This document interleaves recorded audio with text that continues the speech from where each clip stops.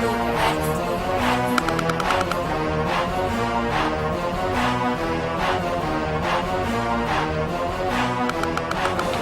it is, what it do.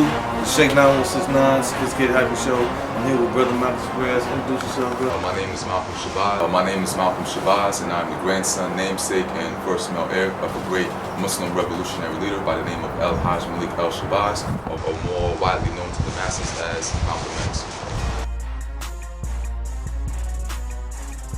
So, brother, I requested to meet with you, talk to you, because I'm really inspired by your movement and what you're doing for the community.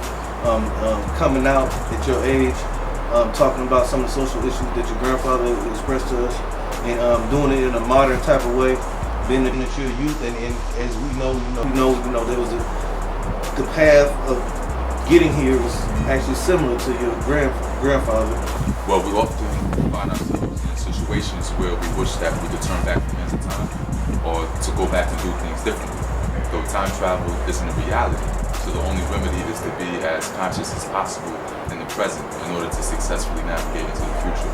One of the things that my grandfather said is that those who fail to plan to fail.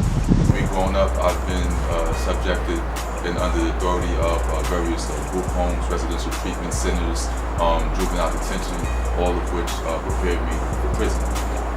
In the Holy Quran, Surah 20, Ayat 50, it states that our Lord is He who gave all things its creation, and then He Himself guided. Though Allah subhanahu wa ta'ala also reveals to us that man is made in toil and struggle. So also bear in mind that He never places more on our shoulders than we can bear. And I say that to say that we should never regret or curse any particular situation or circumstance, but to realize that these obstacles that are placed at certain points in our life only should serve to make us stronger, just as coal under extreme pressure makes a transformation into diamond, or as others would say, no pain, then no gain. I openly identify with the struggle. I've been through the struggle, and I view the struggle as something beneficial towards my growth and development. And it's made me who I am, it's defined my character, and it is what I'm here today.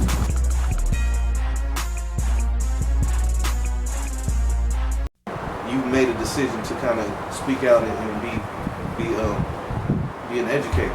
Well, my grandfather, when he was in the 8th grade, he was described as being very well-mannered and highly intelligent. And not only was he highly intelligent, he was at the top of his class, but he was voted class president. And he was the only black student in the entire white class. And he described the other students as being friendly towards him, but that they had looked at him as a pink poodle or a mascot. And he said that he was called nigger so many times that he had begun to think of it as a part of his name. And the other children in his class, or even his teachers, they didn't call him nigger because they necessarily held any animosity towards him, but racism was so thoroughly ingrained in the culture of the people and within the politics of the society at that time.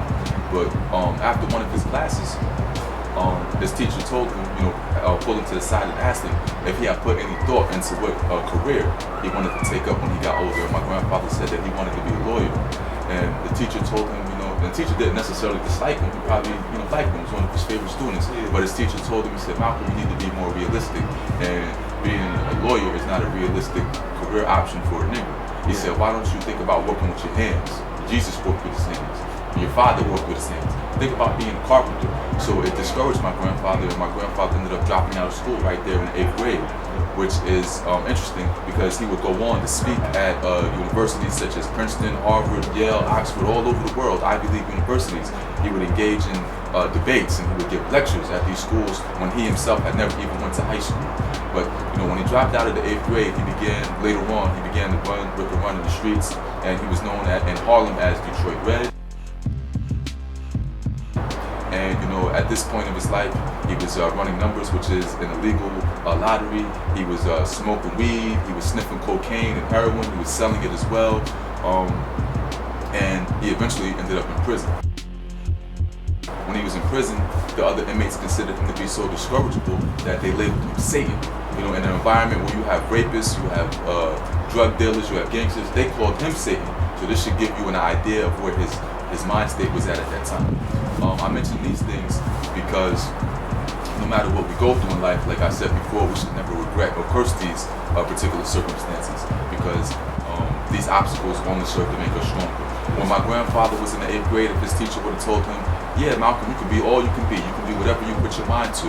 And if he would have took that and he would have pursued his aspiration to become a lawyer, then maybe he would have, went on to be a lawyer. And maybe he would have been pretty good at it. Maybe he would have been very successful. But there would have never been a Malcolm X. And if there was never have been a Malcolm X, then he would say where we would be at today as a people. When my grandfather was ripping and running the streets, then he was burglarizing homes. When he was living this criminal lifestyle, if he would have never lived that lifestyle, then there would have never been a Malcolm X. When he had went to prison and he was labeled as Satan, if he wouldn't have went through this period of his life, if he wouldn't have went through that phase, there would have never been a Malcolm X. And we needed him, and we need that spirit today. And the reason why I mention these things, even though they may seem negative, we got to take the negative with the positive. These things were a part of who he was. It shaped and he molded him as a person. And you have a lot of other leaders out here today that, not to take anything away from them, but maybe they were raised in well-to-do families. Maybe they went to private schools their whole life. Maybe they had a silver spoon in their mouth. But they're out here and they represent the people, and they're a mouthpiece for the people, and the people can't relate to them. But my grandfather was a perfect example and epitome of what it is to be a true revolutionary. A true revolutionary being one who constantly strives to evolve and re-evolve into greater stages of maturity. He came a long way, though it's because he was never set in his ways.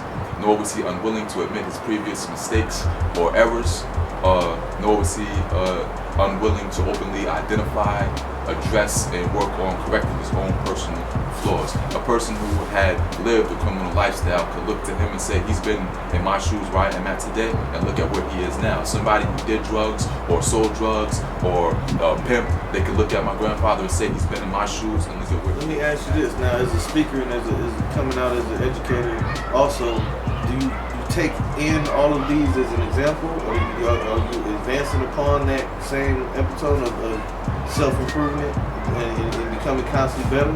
Well, the thing is, I believe that many people are looking for leaders. They're wondering where the leaders are. They're looking for the next Malcolm X's and Martin Luther Kings. But my thing to them is that you shouldn't look for the next Malcolm X and Martin Luther King to come along. That's a disrespect. That's a slap in the face. Don't look for the next Malcolm X and Martin Luther King to come along. Our prophets came here. From Jesus to Abraham to Moses to Adam. The prophets, they came here, they didn't come here for you to praise them or idolize them. The same way with the Malcolm X's, the Martin Luther Kings, the George Jackson, Jonathan Jackson, Sada Shakur, they're not here to be praised. That's not what they're here for, and that's not what their mission was. You look at them and you need to see that whatever it is that attracts you to them is something that you possess within yourself.